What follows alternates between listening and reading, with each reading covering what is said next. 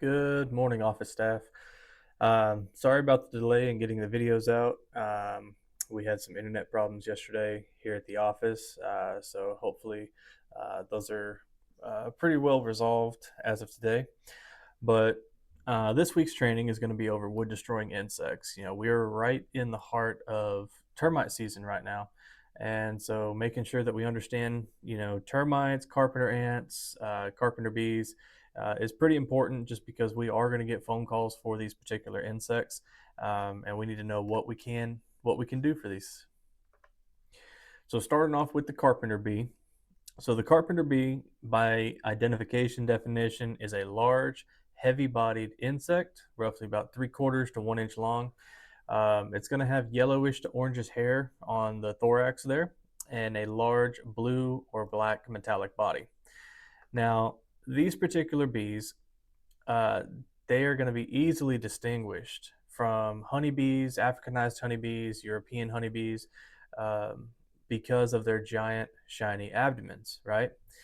These bees are generally active in the spring, where the males are going to fly around and really just hover erratically around a nest, waiting for a female to emerge from her nest. And then once mating is completed, most of the season is spent loitering around nearby nests, and they're really not going to bother anybody. They are pretty docile, and they're not really going to sting you unless you really mess with them.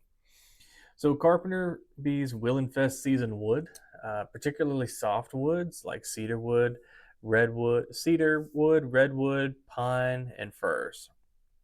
Damage may occur to soft woods on porches, decks, shed ceilings, so on and so forth. They will really get their mandibles into just about anything that is considered a soft wood. Female bees, what they're going to do is bore a circular hole perpendicular to the wood. So they're going to go and land on a piece of wood, and then they're going to bore a hole about a half inch wide for into the wood, and then they're going to go bore that hole for about an inch, and they're going to make a sharp 90-degree turn. And they're going to then begin excavating the wood for about 4 to 6 inches. Now, what that's going to do is it's going to create a nest inside of the customer's void now that they've created. So what's going to happen is they're going to lay an egg and close off that capsule, lay an egg, close off the capsule, so on and so forth until they've reached the end of the nest. The thing that we can do for these is mostly dust. Carpenter bees usually require a specialty technician for them to be taken care of, just because we are going to be hanging around a nest. We are going to be messing around with it. We want to make sure our technicians are safe. And our specialty technicians have a, a bee suit so they can protect themselves from this. So if we have carpenter bees, the best way to get rid of them is just by dusting the nest, and that's really it. It's going to kill the queen, and as any of those eggs hatch and emerge, they're going to get into that product too, and they're going to end up dying as well. Now, moving into Eastern Subterranean termites. Eastern Subterraneans, more specifically, they get their name because they nest in the soil, and that's where they're going to attain most of their moisture source. They need that moisture source and a certain percentage of humidity in their colony to be able to survive. That's why we find mud tubes all the time with Eastern Subs.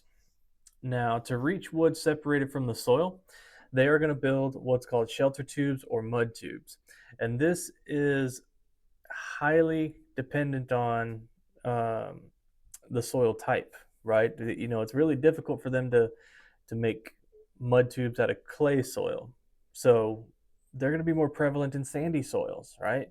Because sandy soils have a lot more available moisture. So, but consequently, subterranean termites are generally more prevalent and more able to survive in sandy soils. Now, they can also obtain their moisture from fungi inside the wood. And this is on a pretty rare case. The ground's got to be pretty dry, but the wood has to be pretty wet on the inside. Like, say the house has a high humidity rate. This is something that we can find generally in our more coastal regions, but they can obtain their moisture from the fungi.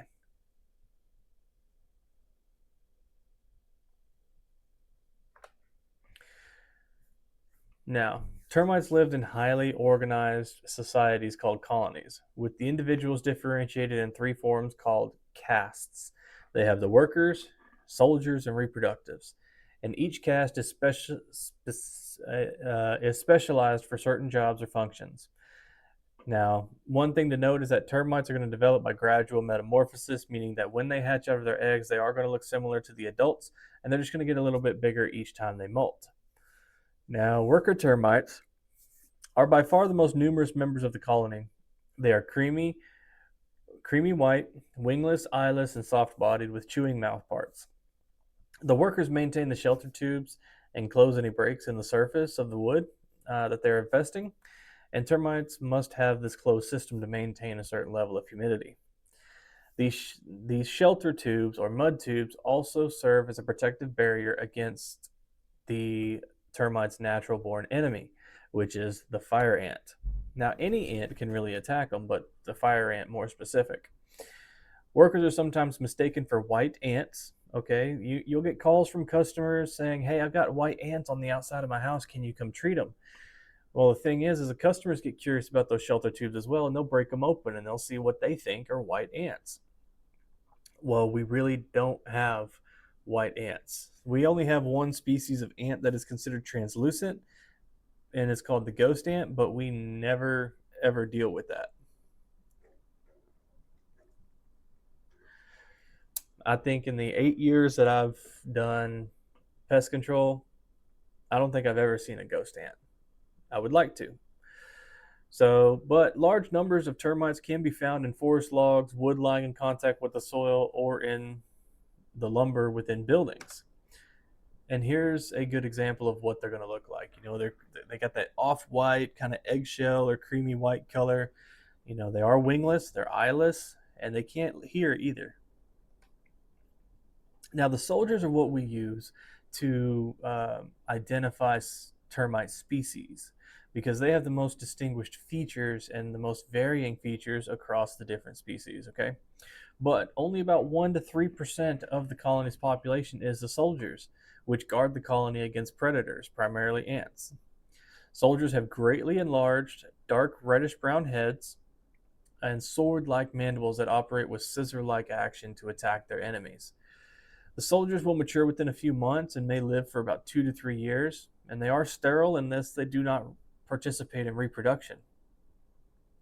Termites can detect vibrations, which is really cool because if you think about it, like when they detect the vibrations from on the outside of the nest, they start tapping their heads against it to warn the rest of the colony. As they feel that, the other soldiers throughout the rest of the colony will start butting their heads against the colony until it makes it back to the queen, and then the workers will know to help kind of protect the queen.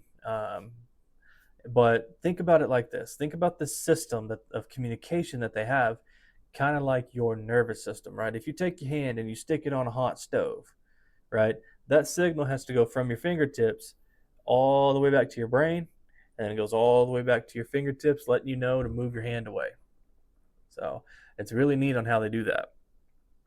Under certain circumstances, it is possible to hear a ticking sound with the termites butting their heads up against the side walls of the shelter tube, but you really need like a stethoscope to help out with that. Now, here's what they're going to look like. This is an Eastern soldier subterranean termite. Their heads are going to be rectangular with like a reddish brownish color or a yellowish reddish color, and they're going to have smooth mandibles. And we use the soldiers specifically, like I said, because they're going to be different throughout the different species. Like the Formosan termites have a teardrop shaped head and smooth mandibles. The drywood termites are going to have a rectangular shaped head and jagged mandibles. So this is one of the things that I teach the technicians about ID and make sure that they understand the differences between the three species we're primarily going to deal with in Texas. Now, moving on to the reproductives. There are going to be 3 types of reproductive termites. There's going to be primary, secondary, and tertiary. The primary reproductives are in their winged form are called alates, okay, from which a king and a queen develop. They leave the colony in a swarming flight and shed their wings and pair off to seek nesting sites where they mate and start new colonies. So, your first signal word for this video is alate. A-L-A-T-E. Alate. Okay, so they're going to leave the colony in a swarming flight and shed their wings to pair off to seek nesting sites where they mate and start new colonies. The queen may lay more than 60,000 eggs during their lifetime, but this is one statistic that I tell all the technicians because it's shown up on every single termite exam that I've taken in Texas and in Oklahoma. The queens will only lay 6 to 12 eggs in their first brood. The primary reproductives are produced in mature colonies. So when a customer actually calls in and says, "I've got flying ants all over my house, please help," we can verify that that customer has had those termites in their house for at least 3 years. They just might not have known it yet. So their two pairs of wings are equal in length and narrow. And after a short colonizing flight, the wings are going to break off near the base to make subterranean life easier. Secondary reproductives, both male and female, develop under certain conditions, such as when the king and queen die or when part of the colony is separated from the main colony. Tertiary reproductives will emerge in the absence of primary or secondary reproductives. Now, here's what a swarming termite will look like, called swarmers or alates. The biggest thing that we have to understand is that there are differences between the winged form of a termite and the winged form of an ant. Okay, so we look for three things as technicians. We look for the wings, because on a carpenter ant, the fore wings are going to be wider than the hind wings, so it's going to be kind of like a V shaped. And then the abdomen and the thorax, that area on a termite is pretty much the same size, but on an ant, it's kind of pinched. If y'all remember when we went over the ant training, they have those nodes that connect to the thorax and the abdomen, so they have that pinched waist. And then the antennae are different as well. The antennae on the termite are straight, serrated antennae, and the antennae on a carpenter ant are elbowed and usually clubbed. So with that being said, you can kind of use some of those questions. Hey, do they have straighter elbowed antenna? Do their wings look to be equal in length? Are they skinny? Are they big? You can use those kinds of questions to kind of probe your customers to really figure out what they may have. Because if they say they have ants and we send a pest control technician, that technician cannot take care of those termites at all. He does not have the equipment. He does not have the products. He cannot take care of those termites at the time of service. He's going to end up having to put in a lead, and then it's going to come back to inspector skill, and inspector skill is going to have to schedule an inspector, and then the inspector goes out and then they quote it, and so on and so forth, right? So if we can ask probing questions about where we're seeing them, what kind of antenna do they have? Are they straight, or do they look like they have an elbow in them? Do the wings look to be about the same size? Stuff like that. Maybe the customers can give us some information and we can be a little bit more accurate on what we need to do for the customer. Because if they give us some of this information about the termites, then we can go ahead and schedule an inspector and shorten up the time that it takes for us to get these taken care of. Now, carpenter ants. And you can see on the carpenter ants here, they're usually bicolored. They're usually red and black. But look at these mandibles here. These mandibles are absolutely monstrous for an ant. You can see it back here as well. These things, carpenter ants actually, I don't believe, possess a stinger, but they can bite with those large mandibles. Now, they're going to seek soft, moist wood to establish their nests, and they particularly prefer wood that has been previously damaged or has begun to decay. Carpenter ants do not eat the wood. They excavate it using their powerful mandibles. Okay, frass can include insect body parts, ant body parts, and coarse sawdust, and they're going to feed on honeydew. And here's why nature is so awesome, right? Is because aphids are a scale insect or a lawn and ornamental pest, and whenever they feed on the leaves of a tree or a bush, they're going to defecate what's called honeydew. Well, it's actually pretty sweet because they have piercing, sucking mouth parts that is going to suck the chlorophyll out of the leaf, right? And it's nice and sweet. So then they defecate it, and then after that, uh, the ants will eat that as a form of getting sugar and water. But what they're going to do is create a symbiotic relationship and protect them from other insects, other predators, such as ladybugs. I bet you didn't know ladybugs are predators. Uh, but yeah, this is really fascinating as to how different species of insects will create symbiotic relationships. Now, moving on, the damage of a carpenter ant gallery does not follow the grain of the wood like termites. Rather, it follows the soft points in the wood. So they're going to find the nice, soft, easy ways to excavate the wood. They're kind of lazy. Kind of like me. I don't like to go very far to get my snacks when I'm watching TV. That's why the couch is right next to the kitchen. Um, so your final word is carpenter ant uh, for your code word. Now, for carpenter ants, what we're going to do is, generally speaking, they have a very good tell. Okay, because the frass that they have, they keep a very clean house, a very clean gallery. So they're going to kick all that out, and it's going to create a pile on the floor, on a windowsill somewhere. And as long as we follow that trail right back up, we can usually find where the exit hole is. And what we're going to do is we're going to end up poking two holes on either side of the stud that they're infesting, and we're going to shoot that with Terminor foam or another uh, foaming agent that's really going to knock them down.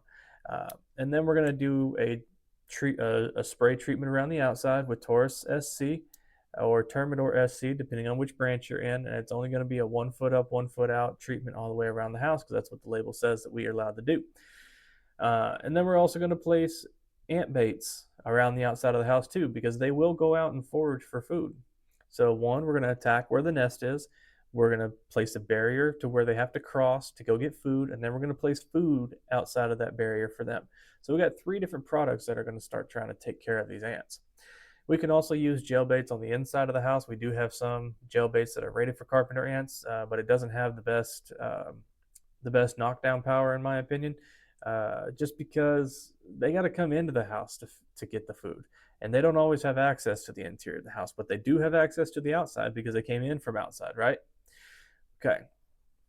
So remember, your code words are, make sure that you send those off to your managers. And if y'all have any questions, please feel free to let me know. Again, I'm not as active on Podium anymore. If you really need to get a hold of me for an ID, or you need to get a hold of me for a treatment question or anything like that, you can email me. My email is listed below, or you can text me. There's my phone number below there as well. If y'all have any questions, if y'all have any comments, any feedback for types of trainings that you would like on certain insects or treatment protocols, let me know. I have a big bank of topics that I've gotten from y'all and from your management staff, and that's how we're able to keep these going week after week. If y'all feel that we need to revisit any specific subjects, also let me know that. And with that, I appreciate y'all's time, and y'all have a wonderful day.